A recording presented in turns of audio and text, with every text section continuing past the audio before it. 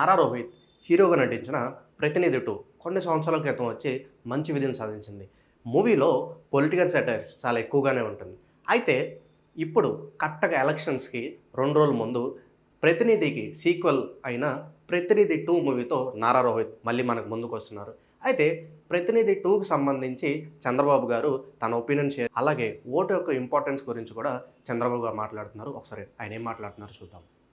'ప్రతినిధి 2' సినిమా మూర్తి గారి ఆధ్వర్యంలో ఒక బ్రహ్మాండమైన సినిమా తీసుకొచ్చారు. ఓటు విలువ, మీరు మంచి నాయకుడి చేతల్లో, మంచి పార్టీ చేతల్లో మీ ఓటు గారి పెట్టగలిగితే, మీ ఓటుని పెట్టుబడిగా పెట్టగలిగితే అది మీ జీవితాలను మార్చేస్తుంది.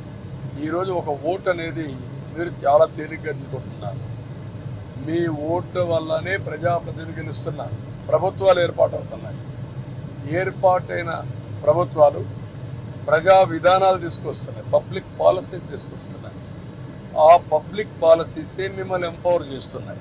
మీరు ఎంత కష్టపడినా ప్రభుత్వ విధానాలు సహకరించకపోతే మీ అభివృద్ధి కానీ, సంక్షేమం కానీ, సాధికారత కానీ జరగదు. అందుకనే మళ్ళీ చెప్తున్నాం, ఓటు విలువ చాలా ముఖ్యం.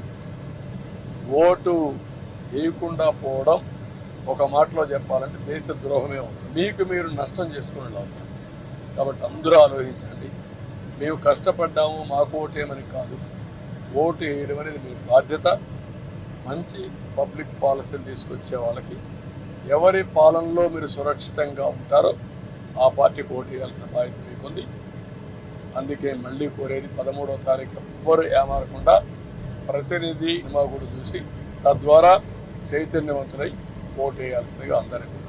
సో ఈ విధంగా చంద్రబాబు గారు ఓటు యొక్క ఇంపార్టెన్స్ గురించి చెప్తూ ఉన్నారు.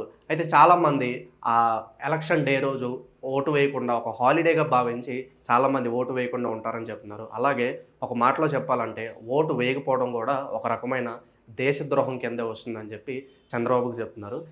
మీరు మీ ఓటు హక్కు ఉపయోగించుకుంటేనే మీ సైడ్ నుంచి మీరు దేశానికి కంట్రిబ్యూట్ చేసినట్లు అవుతుందని చెప్పి చంద్రబాబు గారు చెప్తున్నారు.